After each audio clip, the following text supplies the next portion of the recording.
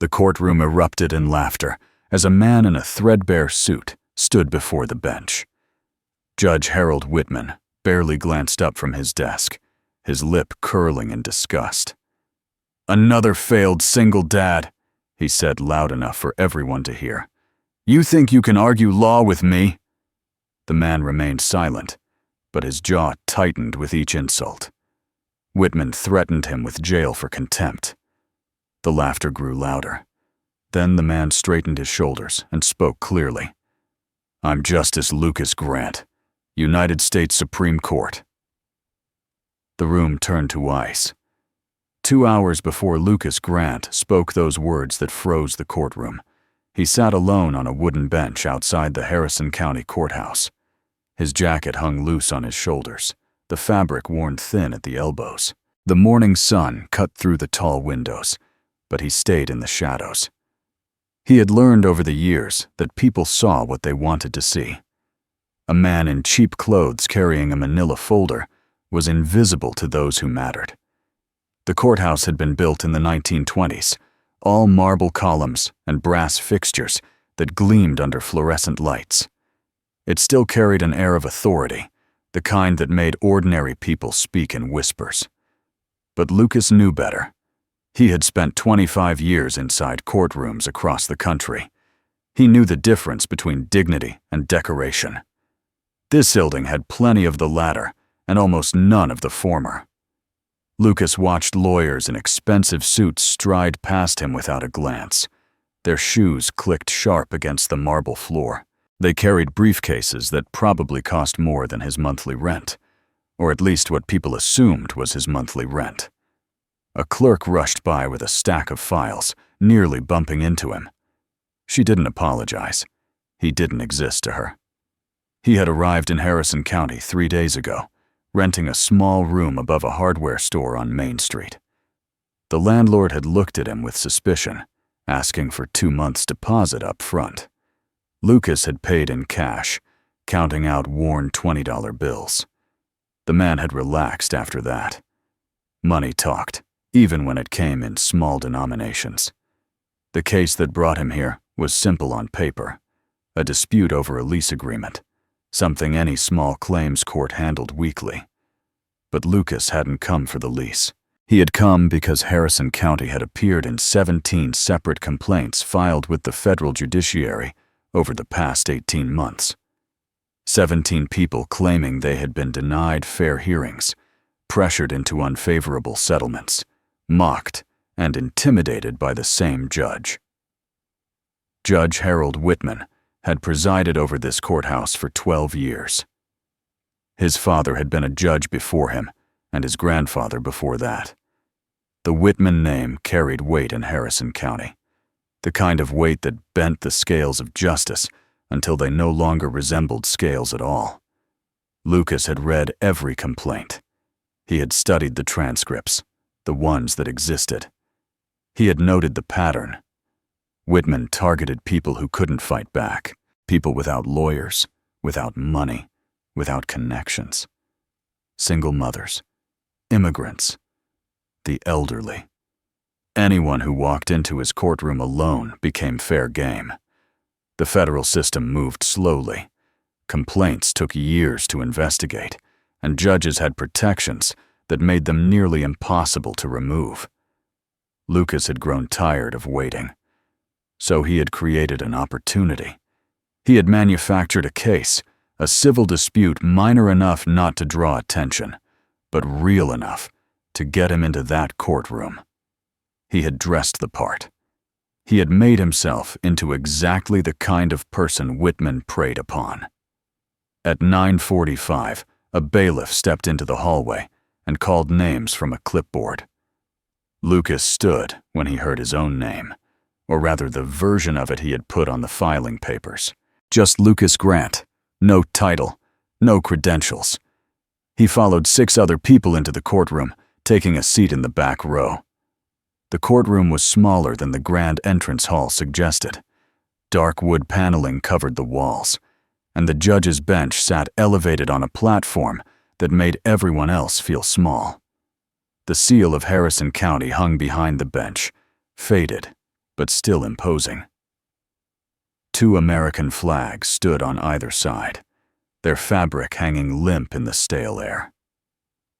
Judge Whitman entered from a side door at exactly 10 o'clock. He was a heavy man in his late 50s, his black robe stretched tight across his shoulders.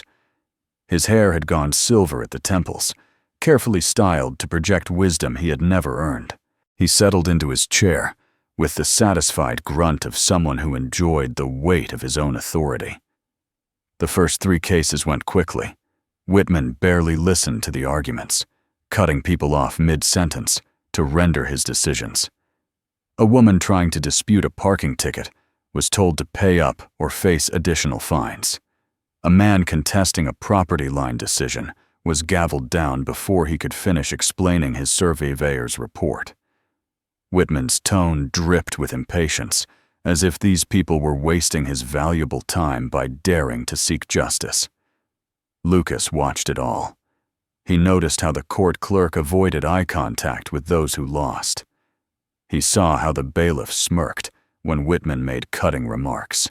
The system here had rotted from the inside out, and everyone who worked within it had learned to ignore the smell. When his name was called, Lucas walked to the defendant's table. He set his manila folder down carefully, smoothing out the creases. Whitman glanced up from his notes, and Lucas saw the exact moment the judge categorized him. Poor, alone, powerless. Mr. Grant, Whitman said, drawing out the name like it tasted bad. I see you're representing yourself today. Yes, Your Honor, Lucas replied. His voice was steady, calm. Whitman leaned back in his chair, making a show of flipping through the case file. A lease dispute. You're claiming your landlord violated the terms of your rental agreement. That's correct, Your Honor. The lease specifically stated that heat would be included in the monthly rent, but for 3 consecutive months during winter, the heating system was not functional. I'm seeking compensation for the additional heating costs I incurred, which total $473. Lucas had the receipts. He had the lease agreement with the clause clearly highlighted. He had photographs documenting the broken heating system and the space heaters he'd been forced to buy. Everything was organized, labeled, ready to present. Whitman didn't ask to see any of it. Instead, he looked at Lucas over the top of his reading glasses. Mr. Grant, do you have a job? The question came out of nowhere, completely irrelevant to the case. Lucas felt the shift in the room. The clerk looked up. The bailiff moved closer. I do freelance work, Your Honor. Consulting. Consulting. Whitman let the word hang in the air, making it sound like a lie. And this consulting, it pays enough for you to afford a lawyer? I chose to represent myself, Your Honor. I see. Whitman closed the file with a sharp snap. Let me tell you something, Mr. Grant. This court has no patience for frivolous lawsuits filed by people who think they can game the system. $473. You're wasting this court's time over $473. Lucas kept his expression neutral. With respect, Your Honor, the amount is not frivolous to me, and the law provides for small claims regardless of the sum involved. The courtroom went very quiet. Whitman's face darkened. Are you telling me what the law provides, Mr. Grant? I'm simply stating the relevant statute, Your Honor. Section 22-17 of the State Civil Code specifically addresses landlord-tenant disputes and sets no minimum threshold for monetary claims. Lucas delivered the citation perfectly, his tone respectful but firm. He had the law on his side. The case was straightforward. Any fair judge would hear the evidence and rule accordingly. But Whitman wasn't interested in being fair. He leaned forward, his voice dropping to a dangerous quiet. Let me guess. You're a single dad, aren't you, Mr. Grant? I can always spot them. Coming in here, thinking you deserve special treatment because life's been hard on you. Thinking you can quote some statute you found on the internet and impress me. Lucas said nothing. He had made his choice 2 days ago when he filed this case. He would let Whitman reveal himself completely. Every word, every gesture, every violation was being documented. He had a recording device in his jacket pocket, legally permitted under state law as a party to the proceeding. He had witnesses in the gallery, and he knew Rebecca Monroe was scheduled to visit this courthouse today as part of a broader federal judiciary review. Whitman mistook his silence for weakness. That's what I thought. Another failed single dad who can't take responsibility for his own choices. You want to know what I think, Mr. Grant? I think you're too cheap to pay a real lawyer, so you're in here wasting my time with your handwritten notes and your hard luck story. Someone in the gallery laughed. Then another.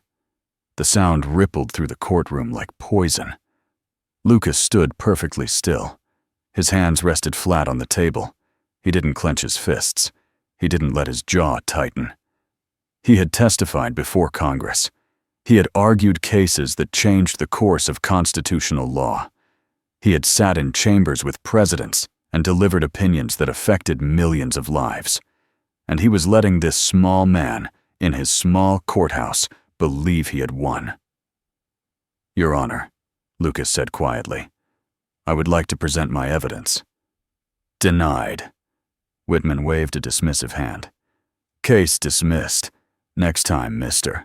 Grant, think carefully before you waste this court's resources.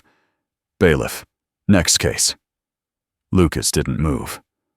Your Honor, I have a right to present evidence under the 14th Amendment's guarantee of due process. The laughter stopped. Whitman's face went red. Are you threatening me with constitutional law, Mr. Grant? I'm invoking my rights, Your Honor. You're in contempt. That's what you are. Whitman's voice rose to a shout. Bailiff, if this man says one more word, you arrest him. Do you understand me, Mr. Grant? One more word, and you're spending the night in a cell. Lucas looked at him for a long moment. Then he nodded and gathered his folder. He turned to leave. At the back of the courtroom and near the door sat a woman in a navy suit. She had dark hair pulled back in a simple knot, and she wore no jewelry except for a watch. She had been taking notes throughout the entire proceeding. Her face showed nothing, but her pen moved faster now, filling the pages of her leather notebook. Justice Rebecca Monroe had seen enough. She had visited 12 courthouses in 7 states over the past month, part of a federal review of judicial conduct at the local level. She had seen incompetence. She had seen laziness. But this was different. This was cruelty masquerading as authority. This was the justice system turned into a weapon against the powerless. She watched Lucas Grant walk toward the door, his shoulders straight despite the humiliation. She watched Judge Whitman return to his papers, already dismissing the man he had just crushed. And she made a decision. But she would wait. Because sometimes the best way to catch corruption was to let it think it had gotten away with the crime. Lucas had his hand on the courtroom door when Whitman's voice cut through the air like a blade. Mr. Grant, I didn't dismiss you. Lucas stopped. Behind him, he heard the shuffle of papers cease. The low murmur of conversation died. The courtroom held its breath. He turned slowly. Whitman was standing now, both hands planted on the bench. His face had gone from red to a deeper shade of purple. The man looked like he was about to burst through his robes. You walk out of my courtroom when I tell you to walk out, Whitman said. His voice had dropped low, the kind of quiet that was more dangerous than shouting. Not before. Do you understand me? Lucas walked back to the defendant's table. He set his folder down again. Yes, Your Honor. I don't think you do. Whitman came around the side of his bench, descending the 3 steps that separated his elevated platform from the rest of the courtroom. He moved like a man who had never been challenged in his own domain, confident and careless. I don't think you have any idea how serious contempt of court is, Mr. Grant. Do you know what contempt means? I do, Your Honor. Then explain it to me. Me, since you seem to know so much about the law. Lucas kept his voice level. Contempt of court refers to behavior that disrespects or defies the authority of the court. It can be civil or criminal in nature, depending on the intent and severity of the conduct. Whitman laughed, but there was no humor in it. Listen to this. He memorized the definition. Probably stayed up all night reading Wikipedia. The judge looked around the courtroom, playing to an audience that had already decided Lucas was nothing. You think you're smart, don't you? Coming in here with your fancy words and your attitude. I have no attitude, Your Honor. I'm simply trying to present my case. Your case was dismissed. That means it's over. But you couldn't leave it alone, could you? You had to stand there and quote the 14th Amendment at me, like you're some kind of constitutional scholar. Whitman was pacing now, working himself into a performance. That's contempt, Mr. Grant. That's deliberate disrespect for this court's authority. Rebecca Monroe shifted in her seat at the back of the room. Her pen moved across the page in quick, sharp strokes. She had been a federal judge for 19 years before her appointment to the Supreme Court 3 years ago. She had presided over hundreds of trials, witnessed countless attorneys and defendants, good and bad. But this was something else entirely. She watched Whitman circle Lucas like a predator. She saw the clerk glance away, deliberately avoiding eye contact with the defendant. She noted how the bailiff had moved to block the courtroom exit, as if Lucas might try to run. The entire system here had been corrupted, bent into a shape that served one man's ego instead of justice. And she saw something else. Lucas Grant stood perfectly still, his hands loose at his sides, his expression calm. Most people would be shaking by now. Most people would be apologizing, begging, trying to de-escalate.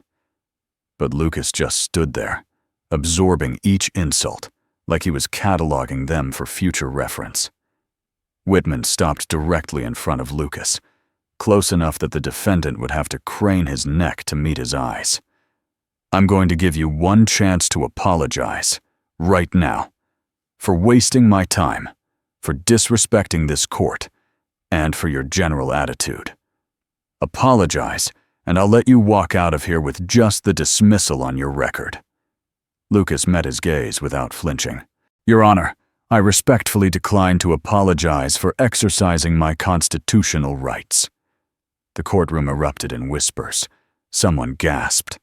The clerk dropped her pen, and the sound of it hitting the floor echoed like a gunshot. Whitman's mouth curved into something that might have been a smile, if smiles could be cruel. Bailiff, detain this man. The bailiff moved forward immediately, reaching for the handcuffs on his belt. He was a younger man, probably in his early 30s, with the build of someone who had played football in high school and never quite let go of the glory. His nameplate read Stevens. Wait, Rebecca said. Her voice wasn't loud, but it cut through the noise like authority always did. She stood from her seat in the back row. Your Honor, may I approach? Whitman turned to look at her properly for the first time. His eyes narrowed. Who are you? My name is Rebecca Monroe. I'm here as part of a federal judicial review. She walked down the center aisle, her heels clicking against the old wood floor. I'd like to request access to the case file for this proceeding. This is a local matter, Whitman said. His tone had shifted, become more guarded. Federal review doesn't give you authority to interfere with active cases. I'm not interfering. I'm observing, and I'm requesting documentation that should be public record. Rebecca stopped at the bar that separated the gallery from the well of the court. Unless there's a reason you'd prefer I not see the file? Whitman's jaw clenched. The file is available through proper channels. Submit a written request to the clerk's office. It will be processed within 30 to 60 business days. 60 business days. That's interesting. Rebecca pulled out her phone, scrolled through her notes. Because according to state transparency law, court records must be made available within 48 hours of request, unless sealed by judicial order. Has this case been sealed, Your Honor? The clerk had gone very pale. She was an older woman, probably close to retirement, with reading glasses on a chain around her neck. Her hands trembled slightly as she shuffled papers on her desk. Whitman ignored the question. "Bailiff, I gave you an order. Detain the defendant." Stevens moved toward Lucas again, but Rebecca stepped forward. "On what specific charge, Your Honor? You've dismissed his case. You haven't formally charged him with contempt. Without a formal charge and an opportunity for the defendant to respond, detention would constitute a violation of due process." "Are you a lawyer, Ms. Monroe?" "I'm a federal judge, Your Honor, and I'm informing you that what you're attempting to do right now is unlawful." The courtroom had gone completely silent. Everyone seemed to understand that something significant was happening, even if they didn't fully grasp what. Two systems were colliding: local power against federal authority, corruption against accountability. Whitman's face had lost some of its color. He was trapped between two bad options: back down and lose face, or push forward and make an enemy of the federal judiciary. But men like Whitman had spent their entire lives getting away with this behavior. They developed a kind of arrogance that made them believe they were untouchable. "This is my courtroom," Whitman said slowly. "I am the presiding judge, and I will not be lectured on the law by someone who has no jurisdiction here." "Then let me be clear about jurisdiction," Rebecca replied. Her voice remained calm, almost conversational. Title 42 United States Code, Section 1983, provides federal jurisdiction over any person who, under color of state law, deprives another person of their constitutional rights. What you're doing right now, Your Honor, falls directly under that statute. Lucas watched the exchange without expression. He had known Rebecca Monroe for 5 years. They had served on the Supreme Court together, though he had joined the bench 2 years before her. They had voted together on dozens of cases, shared chambers during conference, debated constitutional theory over coffee. She was brilliant, relentless, and utterly committed to the rule of law. And right now, she was giving Whitman every opportunity to back down before the trap closed completely. But Whitman had spent 12 years ruling this courthouse like a personal kingdom. He had inherited the position from his father, who had inherited it from his father before that. The Whitman family name was carved into a plaque in the courthouse lobby, commemorating 3 generations of judicial service. In his mind, that legacy made him invincible.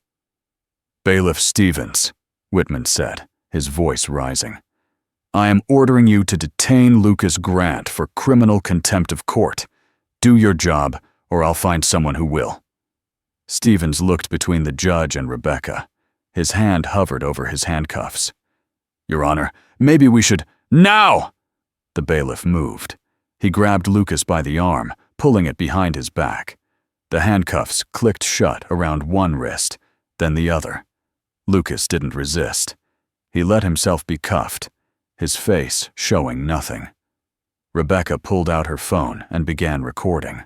"Let the record show that on this date, Judge Harold Whitman ordered the detention of Lucas Grant without formal charges, without due process, and in direct violation of constitutional protections. This entire proceeding has been conducted in violation of the defendant's 14th Amendment rights." "Turn that off," Whitman snapped. "No." Rebecca kept the camera steady. "As a member of the federal judiciary conducting an official review, I have the authority to document these proceedings. You can try to stop me, Your Honor, but that would constitute obstruction of a federal investigation." The clerk stood up from her desk. Her voice came out as a whisper. "Judge Whitman, perhaps we should reconsider." "Sit down, Margaret." Whitman didn't even look at her. "This doesn't concern you." But Margaret didn't sit down. She stood there, gripping the edge of her desk, looking at Lucas in handcuffs, and then at Rebecca with her phone camera. Something was breaking inside her, some years-long silence finally finding its voice. "I've worked in this courthouse for 23 years, Margaret said quietly. "I've watched you do this to people over and over, people who couldn't fight back, people who had no one to defend them. I told myself it wasn't my place to interfere, that you were the judge and I was just a clerk. Margaret, if you value your job, I don't." She said it simply, like stating a fact. Not anymore. Not if keeping it means watching this happen one more time. Whitman's face went pale. He looked around the courtroom, suddenly aware that the foundation beneath him was cracking.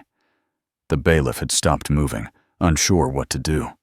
The handful of people in the gallery were staring, and Rebecca Monroe stood there with her camera, recording everything.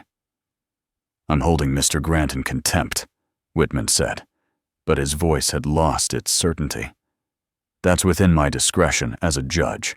"Then make it formal," Rebecca said. "Charge him properly. Give him the opportunity to defend himself. Set bail. Follow the rules you swore an oath to uphold." Whitman grabbed a piece of paper from his bench and scrawled something across it. His handwriting was angry, aggressive strokes of the pen. He signed his name at the bottom with a flourish. "There. Formal detention order for criminal contempt. 72 hours in county lockup. No bail." He thrust the paper at Stevens. "Take him away." Stevens looked at the paper, then at Lucas. "Sir, I need to read you your rights." "I know my rights," Lucas said quietly. The bailiff led him toward the side door that connected to the holding cells behind the courthouse. Lucas walked with his head up, his steps steady. He looked at Rebecca as he passed, and something passed between them.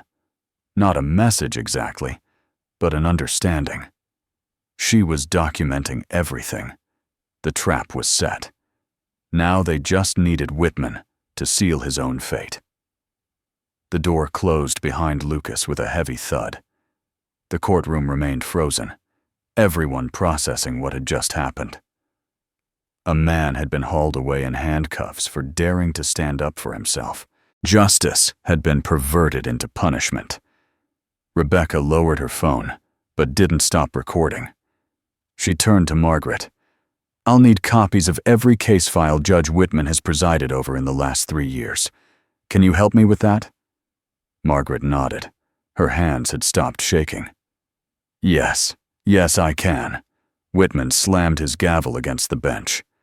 "This session is adjourned. Everyone out. Now." But the damage was done. The moment Lucas Grant disappeared through that door in handcuffs, Harold Whitman had made his final, fatal mistake. He had shown the world exactly who he was, and he had done it in front of a witness who had the power to destroy him. The holding cell smelled of disinfectant and old sweat. Lucas sat on the metal bench bolted to the concrete wall, his hands still cuffed behind his back. The cell was 8 feet by 6 feet, barely large enough for the bench and a steel toilet in the corner. Fluorescent lights hummed overhead, casting everything in a sickly green glow. He had been here for 20 minutes when Stevens appeared at the door. The bailiff looked uncomfortable, his keys jangling as he worked the lock. "Sir, I need to transfer you to county. Judge's orders." Lucas looked up at him. "Before you do that, I need to make a phone call. That's my right under the law." Stevens shifted his weight. "Judge Whitman said no calls until processing is complete at county. That's a violation of my constitutional rights. You know that." Lucas kept his voice calm, matter of fact. "If you deny me access to a phone, you become personally liable for any civil rights violations that result. Are you willing to accept that liability, Officer Stevens?" The bailiff's face showed the exact moment he understood he was being put in an impossible position. Follow Whitman's orders and risk federal prosecution, or allow the call and face the judge's wrath. Stevens had probably never thought about these choices before. He had just done what he was told, following orders from a man who seemed to hold all the power. "I'll get you a phone," Stevens said quietly. He disappeared and returned 2 minutes later with a cordless handset. He unlocked the handcuffs long enough for Lucas to take it, then stepped outside the cell, but stayed within earshot. Lucas dialed a number from memory. It rang twice before a woman's voice answered. "Chambers of Chief Justice Williams." "Sarah, this is Lucas Grant. I need you to connect me to the Chief Justice immediately. Tell him it's urgent." There was a brief silence. "Justice Grant?" "Sir, we've been trying to reach you. Justice Monroe filed an emergency petition 30 minutes ago. The Chief Justice has been waiting for your call." "Put him through." The line clicked. Then a deep voice, gravelly with age and authority. "Lucas, what the hell are you doing in Harrison County?" Chief Justice Thomas Williams had led the Supreme Court for 7 years. He was 71 years old, brilliant, and had no patience for games. Lucas had worked alongside him long enough to know that tone meant the Chief Justice was both concerned and irritated. "Running an experiment, Tom. Testing how deep the corruption runs in local courts when federal oversight is invisible." "By getting yourself arrested?" The Chief Justice's voice rose slightly. "Rebecca's petition says you're in a holding cell on contempt charges. She's requesting immediate federal intervention." "Granted. Everything that happened today needs to be on record. Judge Harold Whitman just provided us with a textbook case of judicial abuse of power, denial of due process, and civil rights violations. And he did it all while being recorded by a sitting Supreme Court justice." Williams was quiet for a moment. "You set this up. You went there deliberately to provoke him." "I went there to give him every opportunity to act like a judge instead of a tyrant. He made his own choices." Lucas glanced at Stevens, who was standing just outside the cell door, listening to every word. "Tom, this isn't just about one corrupt judge. It's about a system that's been broken for years while we sat in Washington and reviewed cases on paper. We need to see what justice looks like for people who don't have lawyers, don't have money, don't have anyone to defend them." "I agree with you in principle, Lucas, but you can't conduct sting operations on sitting judges. That's not how the system works." "Then maybe the system needs to change. How many complaints have we ignored because they came from people without credentials? How many times have we assumed local judges knew better than the people crying out for help?" Williams exhaled slowly. "Rebecca's petition is solid. She documented everything. I'm granting emergency jurisdiction to the federal court. Judge Whitman's actions today constitute a clear violation of Title 42, Section 1983. I'm issuing an immediate suspension pending full investigation." "Thank you, Tom. Don't thank me yet. When this is over, you and I are going to have a long conversation about appropriate judicial conduct." The line went dead. Lucas handed the phone back to Stevens. The bailiff took it with a trembling hand. "Sir, I need to know. Are you really a Supreme Court justice?" "Yes." Stevens looked like he might be sick. "Oh God, Judge Whitman is going to kill me." "No, he's not. Because in about 10 minutes, Judge Whitman is going to have much bigger problems than you." Lucas stood up. "Officer Stevens, I want you to listen to me very carefully. You have a choice right now. You can continue following Whitman's orders, or you can start following the law. One of those paths ends with you keeping your career. The other ends with you in federal court as a defendant." The bailiff stared at him. "What do you want me to do? Take me back to the courtroom. Unlock these handcuffs. And when the time comes, tell the truth about everything you saw today." Stevens made his decision. He unlocked the handcuffs and led Lucas back through the narrow hallway that connected the holding cells to the courtroom. They emerged through the same side door Lucas had been taken through 20 minutes earlier. The courtroom was still in session. Whitman had moved on to other cases, working his way through the docket as if nothing unusual had happened. 2 lawyers stood at the bar, arguing over a contract dispute. Margaret sat at her desk, her face pale, but determined. And Rebecca Monroe remained in the back row, her phone still in her hand. Lucas walked down the center aisle. Every eye in the room turned to follow him. The 2 lawyers stopped mid-argument.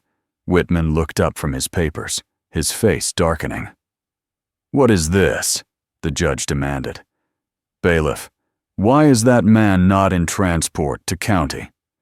Lucas reached the bar and stood there, facing Whitman directly. He straightened his shoulders, and something in his posture changed. The humble, defeated defendant was gone. In his place stood a man who had spent 30 years defending the Constitution, who had written opinions that shaped American law, who had sworn an oath to protect justice against all threats, foreign and domestic. "My name is Lucas Grant," he said clearly. "I am an Associate Justice of the United States Supreme Court. I have been since 2021. Before that, I served on the Third Circuit Court of Appeals for 8 years. I hold a law degree from Yale and clerked for Justice Anthony Kennedy." The courtroom went absolutely silent. Whitman's mouth opened, but no sound came out. Lucas continued, his voice steady and cold. "I came to Harrison County 3 days ago, after reviewing 17 formal complaints filed against this courthouse over the past 18 months. Complaints alleging systematic denial of due process, judicial bias, and abuse of power. I created a test case to observe how this court treats defendants who appear without resources or representation." He pulled a small recording device from his jacket pocket and set it on the bar. "Everything that happened today has been recorded. Every insult, every denial of my constitutional rights, every instance of judicial misconduct. This recording is legal under state law, as I was a party to all conversations." Whitman found his voice. "This is entrapment.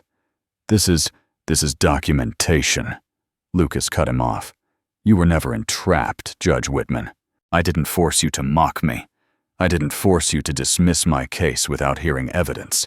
I didn't force you to threaten me with jail for invoking my constitutional rights. You did all of that on your own." Rebecca stood and walked down the aisle to stand beside Lucas. "I'm Justice Rebecca Monroe of the United States Supreme Court. I've been conducting a federal review of judicial conduct in local courts across 7 states. What I witnessed today represents one of the most egregious violations of civil rights I've encountered. Judge Whitman, as of this moment, you are suspended from the bench pending a full federal investigation." She held up her phone. "I have Chief Justice Williams on hold. He's prepared to issue the formal suspension order. But first, I want to give you an opportunity to understand exactly what you've done. You didn't just violate Lucas Grant's rights today. You revealed a pattern of behavior that has destroyed lives, undermined faith in the justice system, and perverted your oath of office." Whitman's face had gone from red to white. He gripped the edge of his bench. "You can't do this. I have judicial immunity." "Judicial immunity protects you from civil liability for decisions made in good faith," Rebecca said. "It doesn't protect you from criminal prosecution for violating someone's constitutional rights under color of law. And it certainly doesn't protect you from administrative sanctions for judicial misconduct." Margaret stood at her desk. Her voice shook, but she spoke clearly. "Justice Monroe, I have 3 years of case files ready for your review. I've also prepared a list of 17 people who were treated the same way Mr. Grant was today. People who were mocked, denied fair hearings, and punished for asserting their rights." "Thank you, Margaret." Rebecca smiled at her. "Your cooperation will be noted in the official record." Lucas looked at Whitman. The judge seemed to have shrunk somehow, his robes hanging loose on his shoulders. All the arrogance, all the certainty had drained away. He looked like what he truly was, a small man who had been given power and used it to hurt people weaker than himself. "I want you to understand something," Lucas said quietly. "I didn't come here to destroy you.